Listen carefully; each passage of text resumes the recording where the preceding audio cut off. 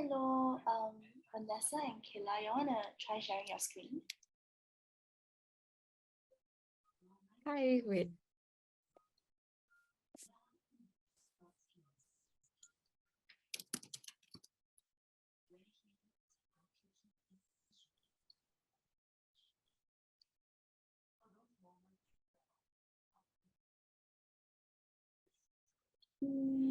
I think it's still loading. Okay. Oh,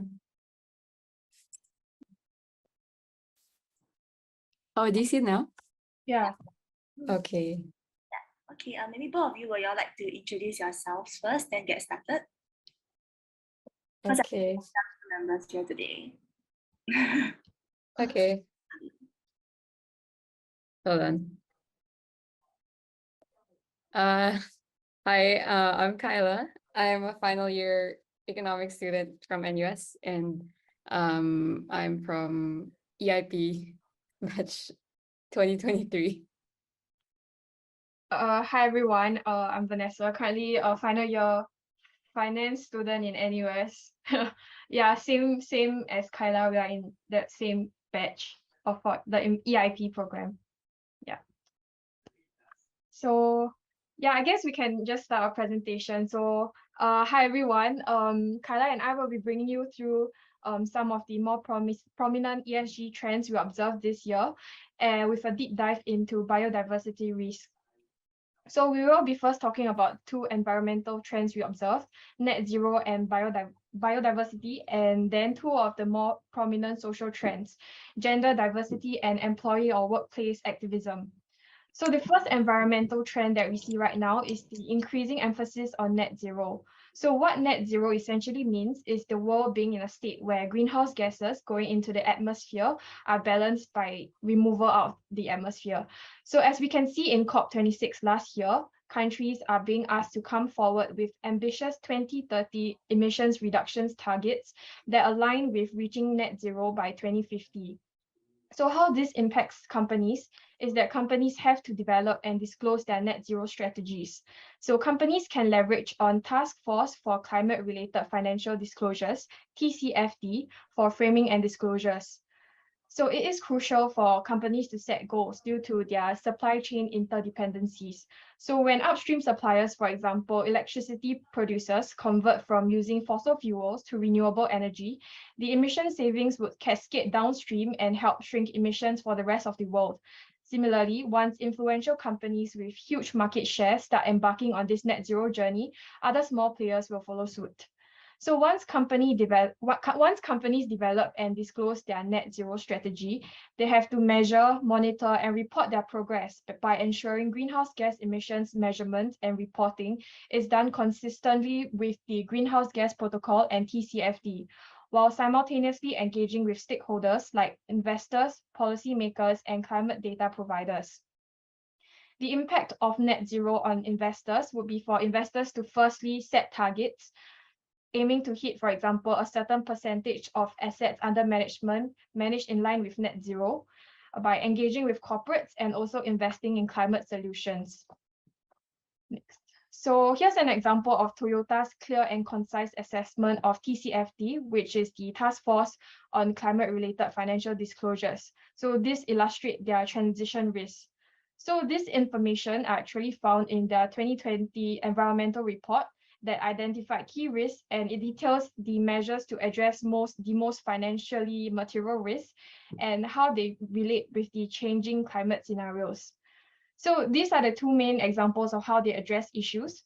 Firstly, they foresee a transition regulatory risk where there would be tighter regulations on fuel efficiency and zero emission vehicles, ZEVs. So this might result in fines for failure in achieving fuel efficiency regulation goals. So given the opportunities of growth also being in the amount of sales of electric vehicles, they started launching battery electric vehicles, BEVs, in China and increasing investments in ZEVs. Next, another major risk they foresee themselves to face would be the cost to reduce plant carbon dioxide emissions. Hence, they found opportunities in energy-saving activities and also purchasing low-cost and high-quality renewable energy and hydrogen. they are also entering into the renewable energy power generation business. So as you can see here, with Toyota's clear assessment of risk arising from the net zero goals and how they do have a plan to mitigate all this risk, we believe that Toyota is a good example for other companies to follow. Okay, another rising trend now in the E part of ESG are biodiversity risks to businesses. So for a bit of background, biodiversity is the living component of natural capital, forming ecosystems that support everything we need to survive. And loss of biodiversity threatens food security and access to clean water. So to businesses, biodiversity or nature-related risks can be in the form of supply chain disruptions, climate change aggravation, or regulatory scrutiny. Destruction of nature is happening at such an exponential pace that biodiversity loss climbed to the third most severe risk globally, according to the World Economic Forum. They also associate half of global GDP, or 44 trillion worth of assets, to be reliant on nature, while biodiversity itself is worth 150 trillion annually from ecosystem services like carbon regulation, water, and air filtration. And on the 9 planetary boundaries that we should not cross to keep the planet habitable, we see that on the figure on the right, that we are at an increasing risk for climate change in the yellow zone, but the 2 boundaries for biodiversity are already at high risk. So to make these numbers more concrete, an example of how biodiversity loss has impacted supply chains is in California's almond trade. California produces 80% of the world's almonds, the trees of which are pollinated by bees. And they exported more than $1 billion worth of almonds in 2021, mainly to the EU, China, and India. And because of greater demand for plant-based alternatives like almond milk, California stepped up production, which put a strain on the pollinators, the bees. As a result, they've seen a colony collapse disorder where most of the worker bees disappear because of pesticide exposure, habitat loss, and climate change. And winter 2018 and 19 alone wiped out more than a third of US bee colonies, and this poses a risk for the future of almond production in California. Aside from that, biodiversity loss and climate change also go hand in hand. So in a two-way process, climate change is one of the main drivers of biodiversity loss through destruction of ecosystems, which then inhibits nature's ability to regulate greenhouse gas emissions. So companies can't fully mitigate the physical risks of climate change without first assessing their biodiversity exposures. And climate and biodiversity are very similar, but where the industry is at for biodiversity is like where we were at climate for 10 years ago. So for biodiversity, we have the Task Force on Nature-Related Financial Disclosures, which is still in its beta phase compared to the TCFD, which is already developed. As for the targets, we have the Paris Agreement for Climate, while none of the previous 2010 IKE targets for biodiversity were realized in 2020. So in the December COP15 in Montreal, a post-2020 global biodiversity framework will undergo review for new targets. And the impact of climate change and biodiversity loss on the business is also assessed differently. Nature-related dependencies are very location-specific, with supply chains being the biggest sources of risks. This means that even sectors not directly exposed to biodiversity loss may be at risk. For example, in the consumer staples industry, companies may be exposed because of the commodities they use for production. So palm oil, beef, and soy are responsible for 70% of habitat loss to deforestation each year. And this figure on the right shows the parts of Indonesia exposed to deforestation risk because of palm oil use alone. So we also see more and more tools available online and more third parties for companies to assess their biodiversity risks. On the regulatory side, we anticipate more regulation as more concrete guidance develops for biodiversity assessment over the years. But so far, the SFDR, the Sustainable Finance Disclosure Regulations, mandated ESG funds that market in the EU to disclose on 18 indicators, one of them relating to company activities that negatively affect biodiversity-sensitive areas. So on the other hand, biodiversity can also present opportunities to businesses if they are able to mitigate these risks. For example, HSBC and Euronext released their first biodiversity screened index last year, and these include companies that can identify and reduce the biodiversity impact of their activities, though they're mostly US-listed companies like Visa and Disney. But this still shows that there are companies starting strategies that feature biodiversity screening already, and the trend will likely continue even more down the road. On the social side, we have the growing importance of gender diversity among companies over the years. And this may be because of external pressures from institutional investors, activist shareholders, employees, and customers to increase female representation. And it has been proven that companies which fail to address the gender diversity gap face unrealized financial potential, reputational, and regulatory risks. A study by S&P found that firms with female CFOs saw a 6% increase in profitability and 8% larger stock returns compared with the market average. They also found that increased female labor force participation as a whole can accelerate GDP growth and add 5.87 trillion to global market cap in 10 years. On the regulatory side, there are governments which require companies to disclose on specific metrics like the gender pay gap in the UK or total female representation in India. Certain states in the US have also required publicly traded companies to include women in the boards. And though it's progressive, it can also lead to tokenism, where women are hired primarily to fill the requirements. On reputational risks, there have been instances of consumers boycotting companies which fall behind on gender diversity. So in response to the UK ordering its 350 biggest firms to ensure that at least a third of the boardroom positions are by women, there were 5 British companies specifically that were targeted for not having a woman on the board. And this can have negative impacts on stock price and overall profitability of a business if it's not addressed. So the second social trend that we have observed in the recent times would be the increasing employee and workplace activism. So especially during the pandemic and post-pandemic times, there has been an increase in employees voicing out work concerns and also higher than usual attrition rates at an expected employee turnover rate of 20 to 24%. So this can be seen in the phenomenon we all know as the Great Resignation, where a survey found that 44% of existing employees are job seekers. These high attrition rates affect the stability of the company's functions and processes, given the increased efforts required for hiring and retraining. So employees tend to leave due to a mismatch in expectations of work, companies not reacting to their needs, for example, allowing for hybrid working, or also providing them sufficient work support for their daily duties. So for example, there was a recent incident this year where an employee went viral on social media for showing the realities of working at Dollar General, a variety store chain, where understaffing actually prevented her from serving her customers as well as she wished. So this definitely posed a reputational risk for the firm. So with the increased workplace activism and employees being more comfortable with looking for jobs that align with their interests, companies now have to be more wary and start creating a more positive work culture to ensure employee retention. Companies should also increase scrutiny on employee visibility by creating whistleblowing channels so that employees would not have to turn to social media to solve organizational issues. Companies should also provide well-being initiatives, have diverse recruitment efforts, upskill the existing workforce, and also grant employees the flexibility of working from home, especially post-pandemic. So investors, on the other hand, would have to greatly scrutinize corporate and employee engagement and welfare programs to ensure that the core of the organizations that they invest in, which is essentially its people, are being well treated so that incidents like the Dollar General incident would not happen in their invested companies. So yeah, with that, we have actually come to the end of our presentation, and yeah, we'll open the floor to questions.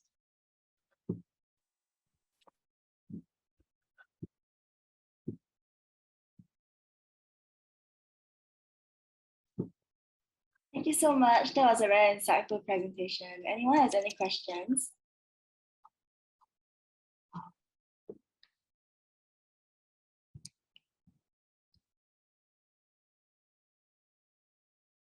Yeah, maybe I could start off first then. I actually have a question about gender diversity.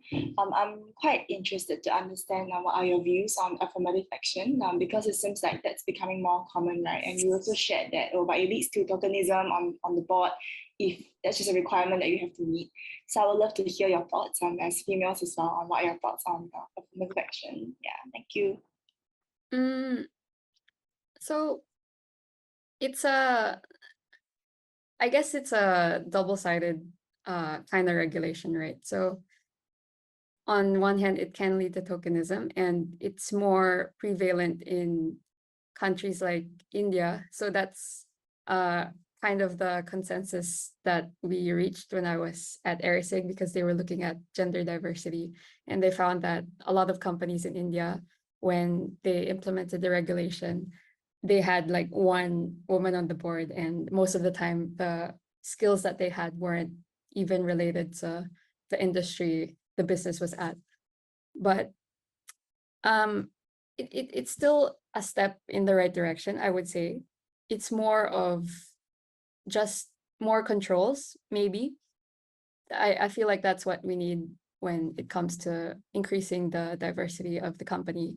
And like, let's say, making sure that the skills that they have are related to the business. And at the same time, it's also about the overall culture of the company, because just because there are more women on the board doesn't mean that it translates to management or even the workforce itself.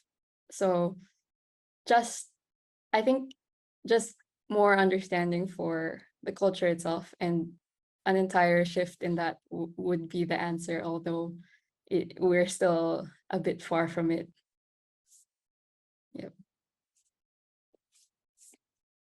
But yeah, if you have any views on that, we feel free to share. Vanessa, do you have anything to add?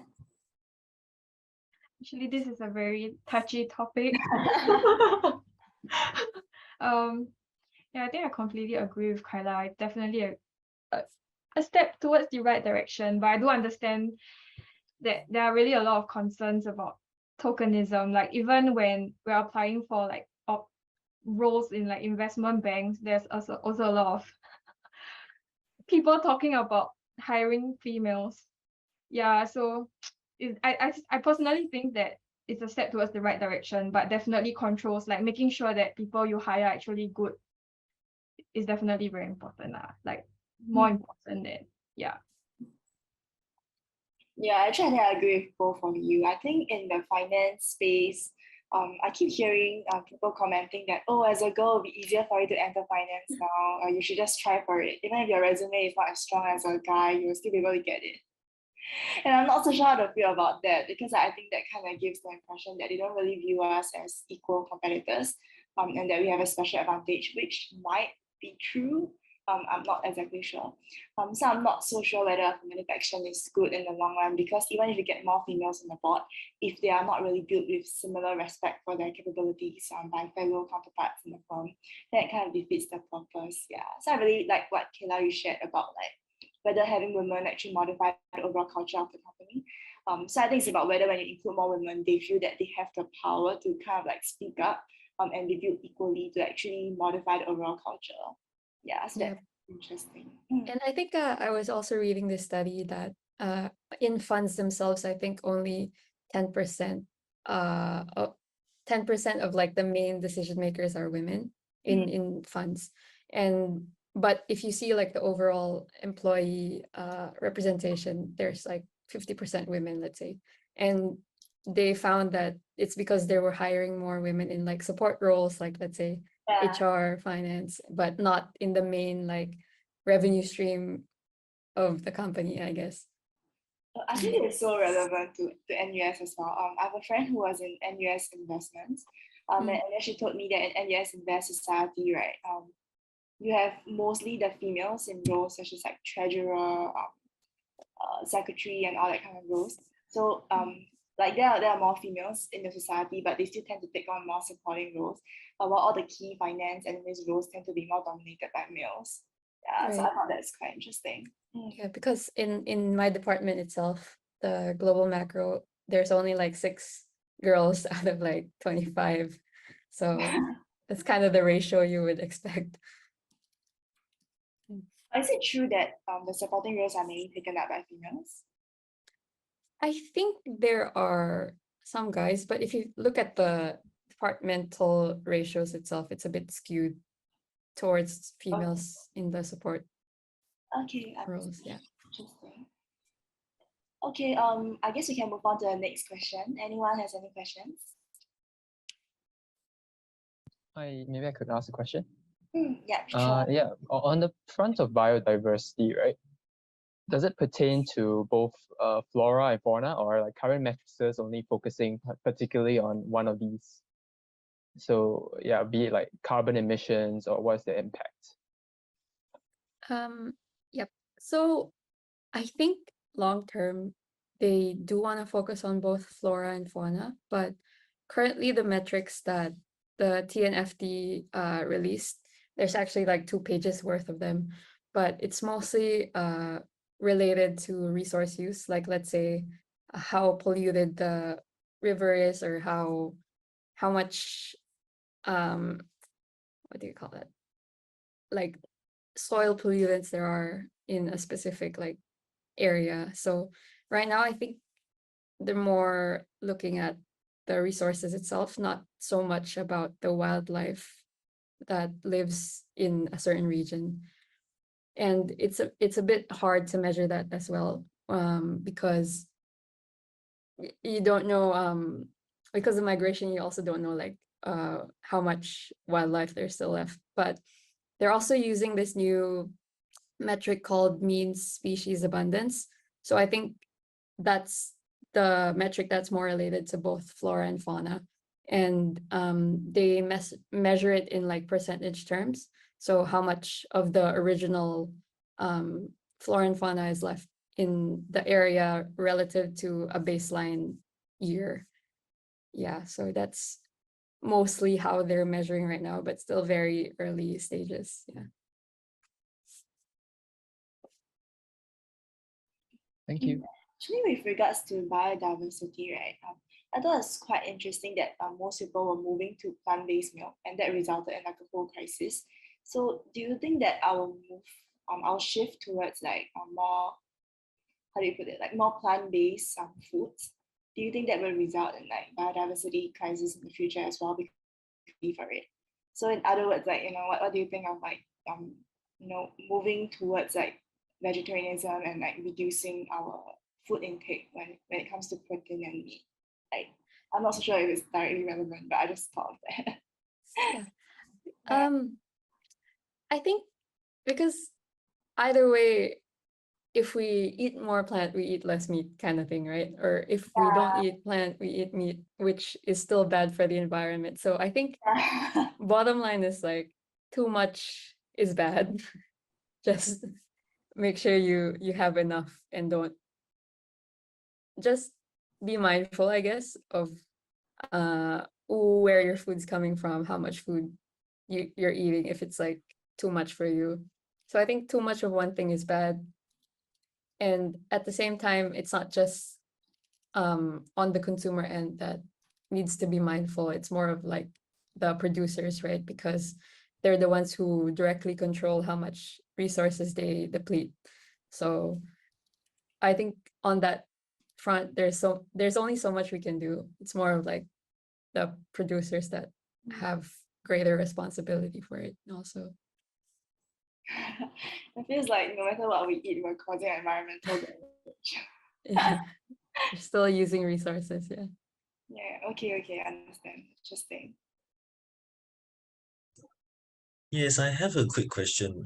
This is to actually the presenters for tonight's session. So far when we were talking about things like the ESG, right, we noticed that in terms of the employment wise, right, we probably have only been observing trends with regards to, say, gender equality in the workplace. But I feel there's actually, would you feel that there is a need to improve upon it, especially in terms of representation, especially not just amongst maybe say, not only in terms of ethnicity, but also in terms of like neurodivergence or even persons with disabilities, something along those lines. Do you feel that these are areas that we need to improve on as a whole, rather than just focusing on maybe advocating for gender equality as well? Because these are actually groups that are even more underrepresented, and at the same time, these are also issues that may have been neglected in the course of this ESG, in the pursuit of ESG criteria. Right. Yeah, very interesting point. Yeah, I think more of the reason why gender diversity is more looked at when assessing ESG is because it's, I guess you see it globally, like compared to, okay, I don't know if this is like a very controversial thing to say, but it's because when I was looking at gender diversity for AirSig, I also asked like, why aren't you looking at the racial diversity, let's say? And it's because in emerging markets, like especially places like India, China, like it's not a very common thing right now to have like a very racially diverse workforce. I mean, it's not an immediate priority for their board, let's say, compared to gender that is starting to get regulatory traction already. But I do believe that what you said, the groups that are more underrepresented, like let's say people with disabilities, they can be overlooked in ESG assessment, but they're still very relevant groups when it comes to decision making, because the whole point of increasing the diversity of your workforce, of your board, is to increase the diversity of ideas going around and making sure you cover all your bases for your business to be profitable, right? And to be robust in despite all the disruptions. So yeah, I do think it's very important, but it's not, I guess right now we don't see that trend yet.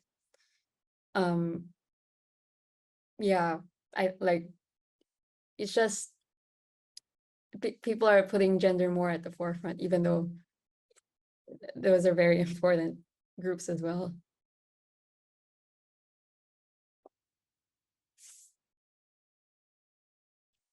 Yeah, sorry. Do you have any more points of discussion to add?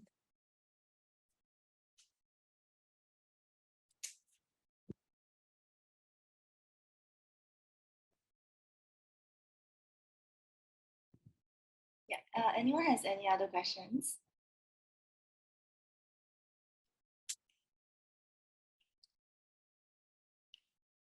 Yeah. Gavin. Hello, thanks for the sharing, appreciate it very much. So regarding gender diversity, right, I'd like to bring it back more towards Singapore and ask, is there any like regulations for companies to, let's say, implement more gender inclusive, like from the top, this board side of things? If you are aware, thanks. I'm not exactly sure about Singapore. Maybe it's more on disclosure side for now. I think that's usually like the first step governments take, like they demand more disclosure first, and then they assess and say like, okay, based on what we have, like we want all companies to have this much percentage. So I think right now it's more on disclosure, but not so much on like a requirement yet. But I can look into that. Yeah. Yep, thanks for sharing.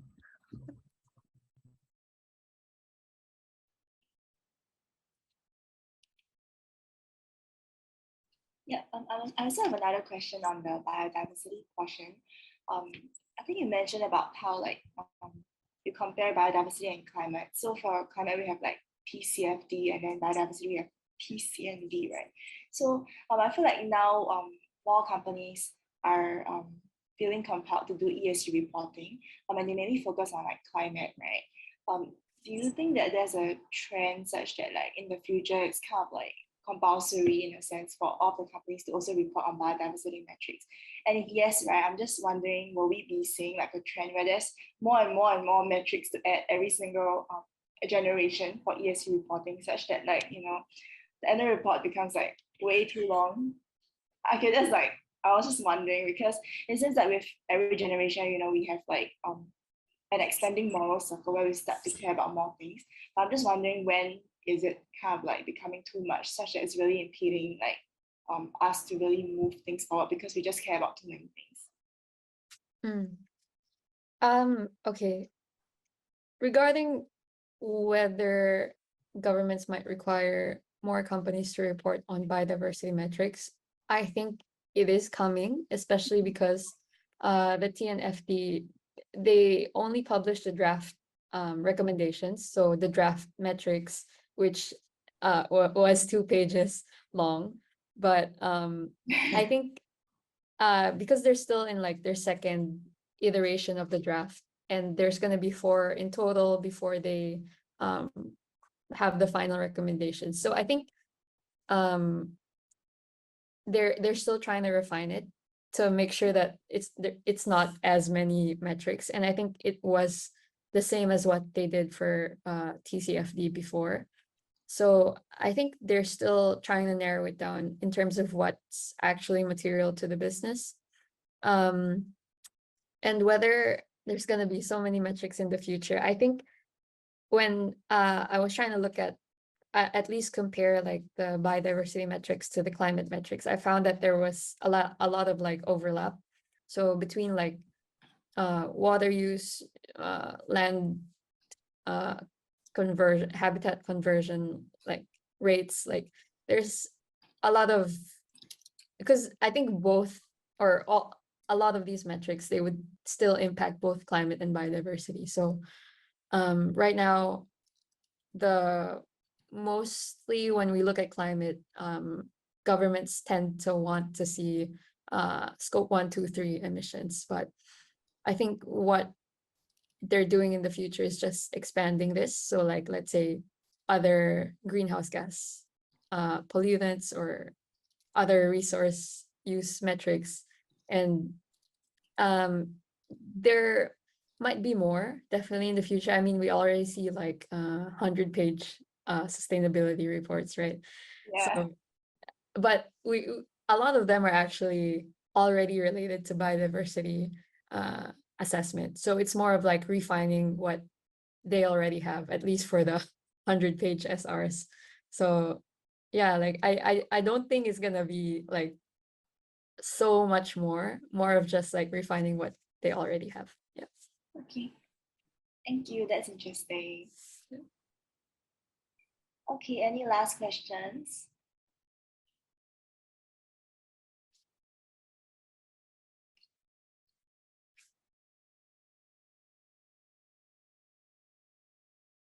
Okay, seems like we don't have any other questions. Maybe Vanessa and Kayla, you want to give us like your final words for the presentation before we close off?